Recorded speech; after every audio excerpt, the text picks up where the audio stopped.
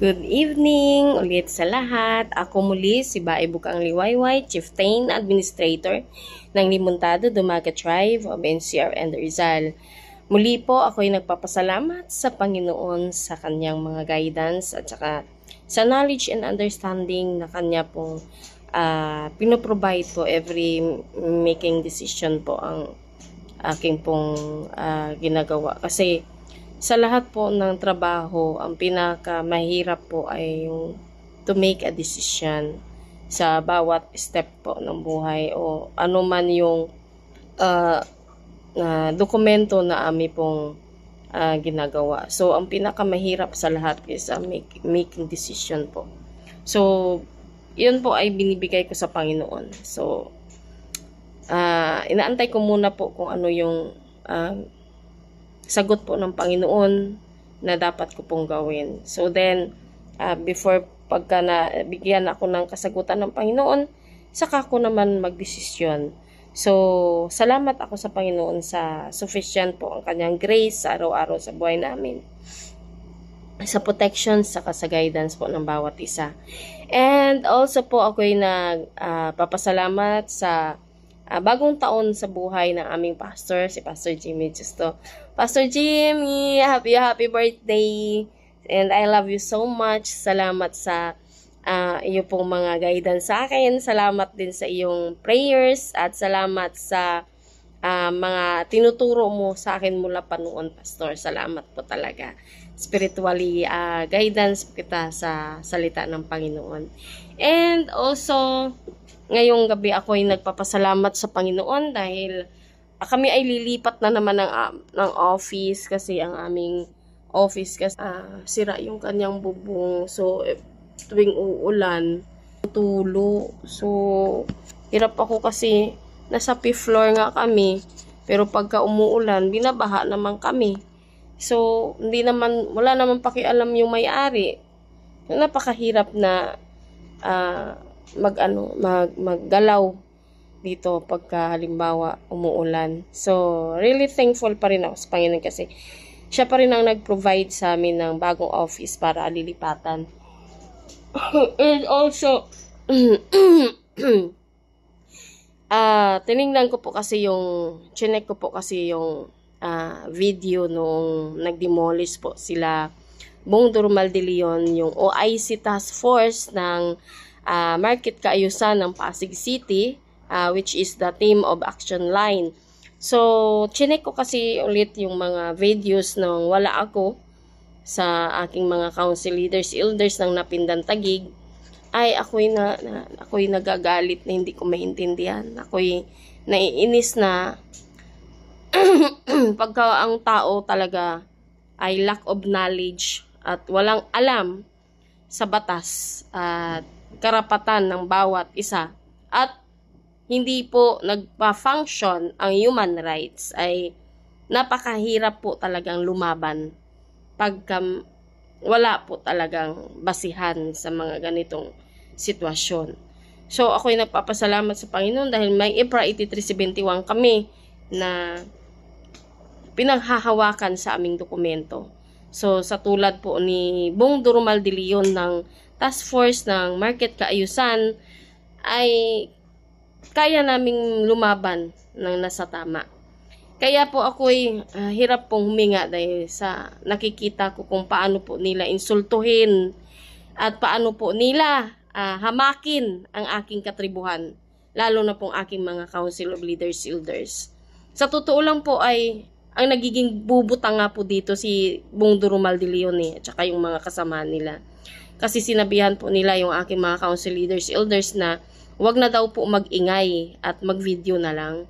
So, saan po yung utak po nila para magsalita po sila ng ganun? Kasi pumasok po sila sa isang area na hindi po sakop nila Pasig po sila. At saka market kaayusan lang sila. Doon lang sila sa market. Iyan po ay private property po yan ng Tribo Remontado Dumagat. At the same time, na-process na po yan namin kay Mayor Vico Soto. 2022-23. Alam na po yan ni Mayor Vico Soto at saka ng Assessor's Office. Nagbigay na rin sila sa amin na sinasabi out of jurisdiction nga nila, out of territorial nila yung Napindan po, yung area po namin dyan sa Kenneth Nagpayong Pinagbuhatan na harap po siya ng, harap po siya ng City Jail Pasig. Which is, ang City Jail Pasig, isako po yan ng dokumento po namin na nagsasabi po talaga sila ay nasa Napindan, Taguig. So, itong abnormal na to, itong si Bong Durumal de Leon na ito, ay bigla lang silang pumasok po sa aming area at ano po yung aking mga katribuhan. Ito po, ipakita ko po. Yan po si Bong Durumal de Leon.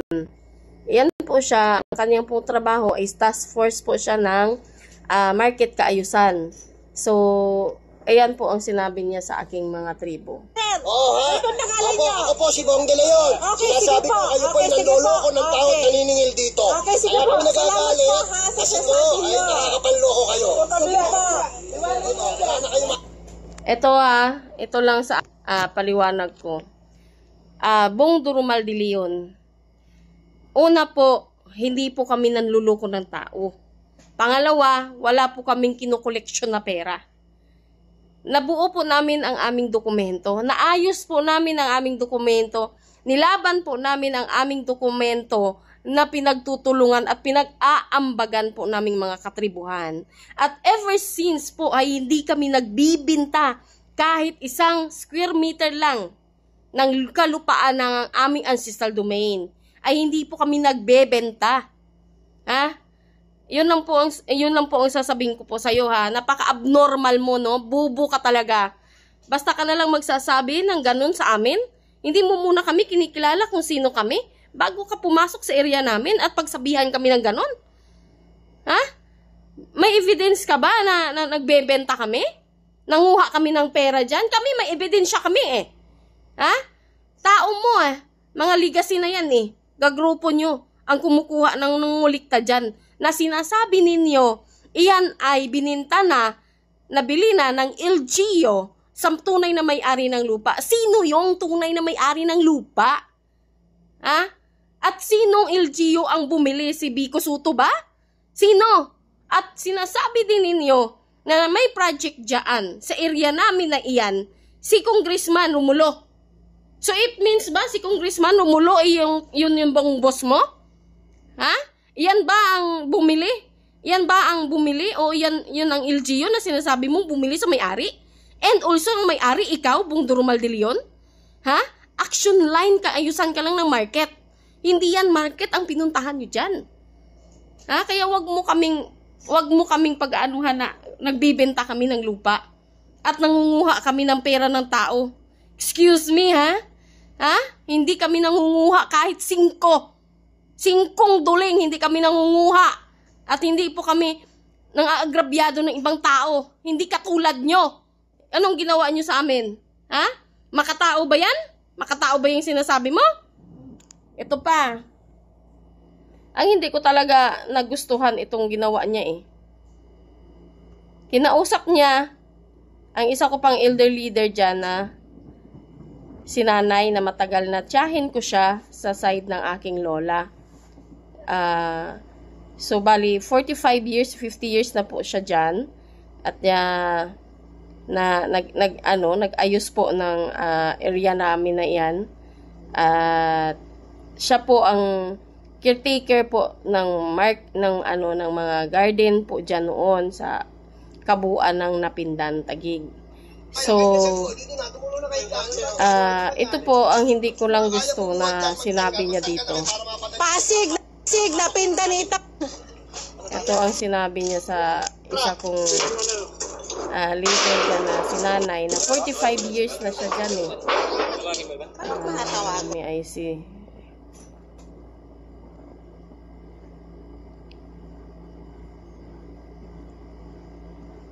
Sinasabi ko kayo ng tao at naniningil dito. Kaya po nagagalit kasi po ay nakakapanloko kayo.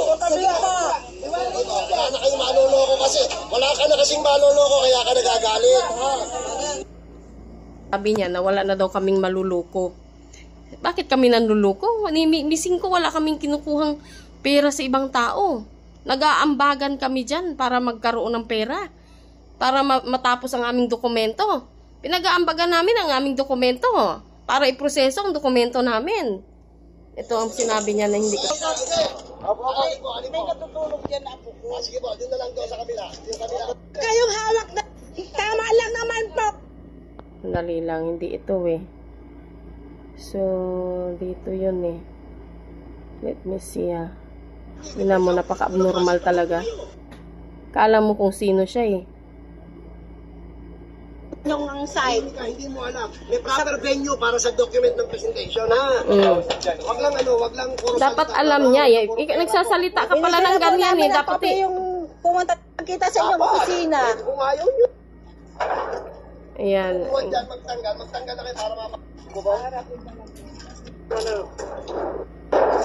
May sinabi siya dito sa isang elder ko eh. Wala ba kayong plan? Puro pera po, puro Binigyan na. Sige po. Wala palang silbi yung galing kay Vice Mayor sa assessor's office na hindi nila ito juris. Ayan na. Hindi ko nga kayo pwede sa Pasig. Mga mapagsamantala. Ayan na. Ila lang dito sa inyong Luzon. Hindi ko nga kayo pwede sa Pasig. Ganyan, ha? Sige po. Wala palang silbi yung galing kay Vice Mayor sa assessor's office na hindi. May sinabi siya eh. Oh. Yan po yung anak ko. Ako na lang po dito. Hindi po, magsama niyo lang kayo sa isang lugar, ha? Tapos kung ano po yung kayang itulong ng Luzon sa inyo. Itulong po namin. Pero pansamantala po, kailangan namin ito. Sa kita kayo pinapasok. Mga mapagsamantalang ha? Ila lang dito sa inyong Luzon. Oh, isipin mo? Ano yung sinabi? Pinapasok ng mapagsamantalang. Sino ang mapagsamantalang nilalang na pumasok po sa area namin? Lahat ng mga binanggit niyang salita, yan ay sila. Market kaayusan lang sila eh. Bakit sila biglang pumasok? Bakit market ba yan dyan? Ha? Yan is ancestral domain namin ng mga tribo remontado dumagat. Hindi po yan market na para ayusin ninyo. At wala kayong mga papel na i-demolish ang aming area. Tapos gaganyanin mo kami. Ang galing. No? Dahil nga nasa posisyon siya, I search it kasi nag-search kasi ako kung ang kanyang OIC task force bilang siya ang pinaka head ng market kaayusan, sorry. Na ano ako eh. Ngayon, ang trabaho niya is the head of the market kaayusan. So, ang lahat ng mga tao na mga nasa market, na mga tawag nito mga negosyante, hawak niya yan. So, pagka may kinukuha silang isang lugar, o may mga project sila, paambagan niya yan sa lahat ng mga negosyante. So, kakausapin niya yan, na meron tayong project. So, aambagan yan ngayon ng mga negosyante, na hawak niya dyan ng mga tao sa loob ng market. Minsan, nagmamakaawa pa yan sa kanya, yung mga tao na yan sa market. So, ganun siya. So, akala niya, hanggang dyan, ay kaya niyang ganuhin yung ugali niya. No? So, hindi ibig sabihin, hawak mo yung mga negosyante at mayayaman, ay kaya nyo nang mang-apak ng ibang tao. Kaya nyo nang apakan yung mga karapatan at wala kayong respeto sa kapwa nyo. No? Wala sa kanila daw ang batas-batas. So, it means wala po sa kanila yung batas, it means wala silang respeto sa batas. Kasi, para sa kanila, sila yung batas, kaya ang dapat ang batas, sila ang susundin. O, di ba? Gaano ka kagagarapal sa posisyon mo? Hindi mo, na naging head ka ng market kaayusan, hindi mo alam kung anong posisyon mo, kung anong obligasyon mo, kung asan ang jurisdiction mo, kung hanggang saan ang hangganan mo. Hindi mo alam, so it means bubo ka. Bakit ka naging head ng action line? Ha? Sino ang naglagay sa'yo sa posisyon na iyan? Na ganyan kakabobo, wala kang alam sa posisyon mo eh, wala kang alam sa jurisdiction mo, wala kang alam sa batas na kung bakit nandyan ka sa posisyon na yan. Hindi ka nararapat sa posisyon na yan. Ha? Wala kang alam sa batas. No? Ang sinasabi, tribo daw, bubo tanga. Kayo yung bubo tanga eh. Ha? Mga degree holder kayo eh. Kaya ka pinili dyan sa posisyon na kasi sa degree holder kayo. May mga ano kayo, may mga angking talino kayo eh. No? Kasi degree holder nga kayo eh. Pero sino ngayon ang bubutanga? Hindi ba kayo? Ang bububutangan nyo. No? Mga degree holder kayo pero bubutangan nyo, no? Hindi nyo alam ang batas, hindi nyo nirerespeto ang batas kasi ang gusto ninyo, ang batas ang susunod sa inyo. Kasi ang gusto ninyo, pati ang batas gawin yung bobo, gawin yung tanga. Grabe naman kayo, kagarapal ba? No? Ako talaga naiinis nung makita ko talaga itong video na ito. At nung pumunta po ako sa office, masama talaga ang loob ko kasi iyan ay pinag-aambagan po namin ng aming mga katribuhan. Yung sinasabi nila naniningil kami, yan ay ambagan namin kung magkano ang yero, magkano ang palita, magkano ang gagastusin. No? Hindi kami nagnanakaw at hindi kami nangungulikta sa ibang tao at nagbebenta. Nag-aambagan kami. Grabe. Tapos ano pa sinabi mo? Ang sinabi kasi ng ano ko na sinabi sa kanya na ipapa-ombudsman sila. Anong sabi niya sa ombudsman? Wala yung ombudsman na yan. Pera-pera lang yan. Isipin mo, ibig sabihin ang ombudsman nababayaran ng pera? So it means pala dapat kayo ang sundin ng batas kasi may pera kayo. O siyempre hawak mo yung mga negosyante sa palengke eh. So anytime na pagkukunan mo sila ng pera, magpapaambag ka sa kanila, makaambag sila. Kahit mag 10,000 pa sila bawat isa eh. Magbibigay sila sa'yo eh. So it means, ibabayad mo sa batas. Kaya ang sinasabi mo, walang batas-batas kasi pera-pera lang yun. So it means, gusto mo, ang batas pala ang susunod sa inyo kasi ang batas binabayaran lang. Grabe, no? Yung sistema talaga ng sanlibutan ngayon. Grabe talaga. Ang hindi ko lang gusto talaga ang ginawa mo sa tribal office and tribal court namin at saka sa aking mga katribuhan. Hinandcuff nyo mga senior ko. Ha? Namutla na, hinanghihina na. Tapos sasabihin nyo, ang iingay. Siyempre, maingay sila. Kayo man sa posisyon namin eh. Ha? Amin yan eh. Pinagastusan at pinaghirapan namin yan. Tapos bigla kayong papasok na wala kayong court order. Kala mo kung sino kayo? ang kakapal ninyo talaga. Grabe. Kaya ako talaga eh, hindi ko talaga nagustuhan ang ginawa ninyo sa aking katribuhan at sa aking office. So hindi ko kayo tatantanan talaga. Kailangan ko makuha ang hustisya na ginawa ninyo sa amin. Pantay, balanse, batay sa ginawa ninyo sa amin. Hindi po kami naghahangad ng sobra o higit pa. Kundi gusto namin balanse lang. Equal lang, equal justice ang gusto namin na ibigay sa amin sa ginawa ninyo sa amin. Cyber libel at saka libel. Ha? Yan pa ang dapat na ikakaso namin sa inyo. Kaya gusto ko talaga ikaw maharap sa korte. At lahat ng mga kasamahan mo na yan, lahat ng action line team na yan, at yung mga it-al pa, mga kasamahan pa, kasi may media dyan, nagmi-media, na kasama nyo rin. Gusto ko kayo mapanagot sa ginawa ninyo dito sa amin.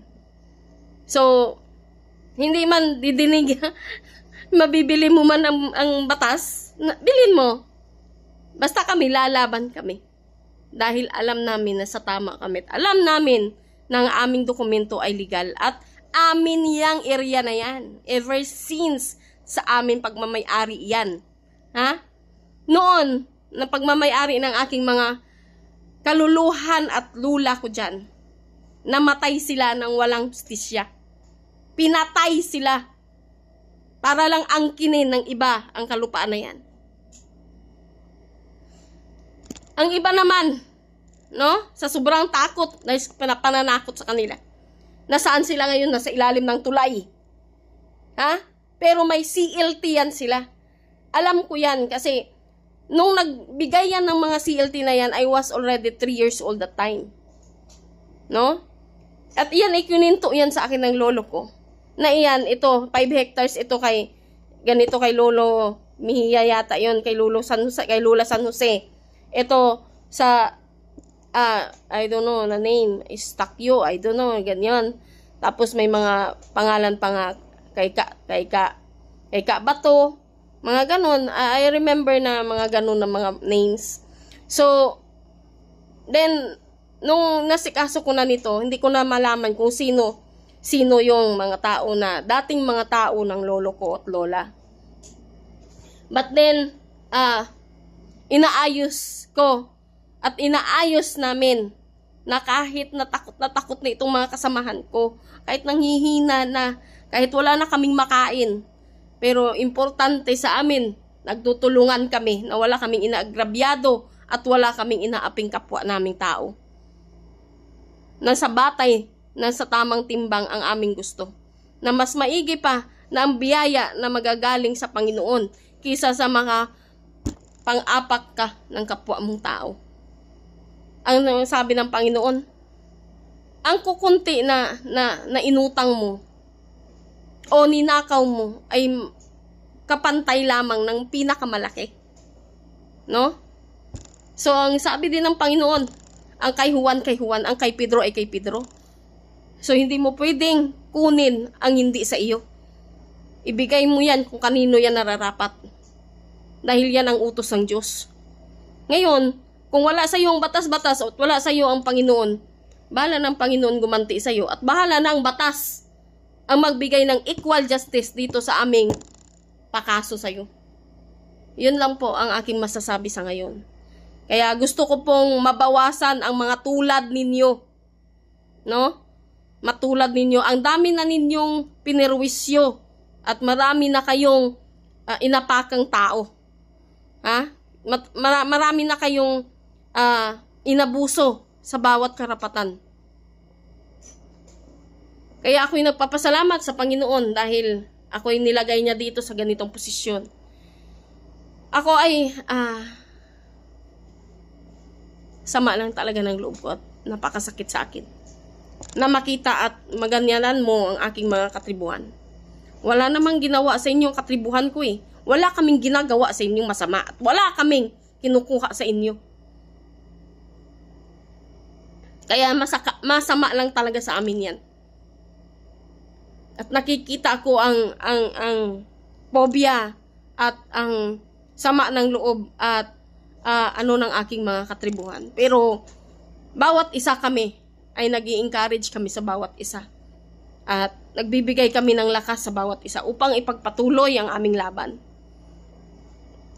Ako'y nagpapasalamat sa Panginoon sa kabutihan niya sa bawat isa, sa mga pag-provide niya, pag-supply niya sa mga needs namin, physically, spiritually, sa strength, mga financially provided niya, spiritually intact kami na kanya ginaguide at nagiging sheep kami, na siya ay nagiging shepherd namin. Kaya salamat sa pillar of fire and pillar of clouds ng Panginoon sa bawat buhay namin. And salamat din kay BP Sara Duterte na patuloy po na pinapadama sa amin at pinaparamdam sa amin ang kanyang suporta. At gayon pa man sa kanyang nais na tulong na ibibigay po sa amin ay nandyan po siya palagi. Kaya salamat po BP Sara Duterte sa yung pong tulong na ibinibigay po sa amin at sa kabutihan na ibinibigay mo palagi po sa amin. And also kay President Bongbong Marcos, sa Family Marcos, salamat din sa inyong suporta noon pa sa aking mga angkanan. At sana ay kung sino po yung dating Marcos, yun po sana sa ngayon. So, ngayon po kasi hindi namin naramdaman yung suporta at tulong ng Marcos administration. Kaya ako yung humihingi ng pasensya kay Bongbong Marcos kung kami ay nakasupport kay BP Sara Zimmerman Duterte kasi siya po yung nagsupport po sa amin simula pa po nung umpisa namin. Pinadama na po sa amin ni BP Sara Duterte ang kanyang full support sa amin, na nadidinig at nakikita niya kami. Kaya kami nagpapasalamat kay BP Sara Duterte. At salamat sa lahat na tumugon at tumutulong po sa amin. And God bless po sa lahat and good night.